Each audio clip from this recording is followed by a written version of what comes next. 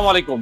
আপনি যদি ফার্স্ট ক্লাসের ফিল নিতে চান এবং আপনার যদি বাজেট হয়ে থাকে যে 1 কোটি টাকা এফোর্ড করতে পারবেন না এবং 50 থেকে 55 লাখের ভিতরে আপনার বাজেট হয়ে থাকে, আপনাকে দেখাবো আজকে এরকম দুটো গাড়ি যা কিনা আপনি ফার্স্ট ক্লাসেরও ফিল পাবেন এবং যে অপশনগুলো নিতে হলে আমাদের 1 থেকে 1.5 কোটি টাকা ব্যয় করতে হবে, আপনার সেই 50 থেকে 55 লাখে সেই অপশনগুলো আপনি পেয়ে যাবেন। আজকে আমরা দেখাবো আপনাকে টয়োটা 2020 মডেলের একদম নিউ শেপের 2022 এর নোহা এবং 2023 এর বক্সি।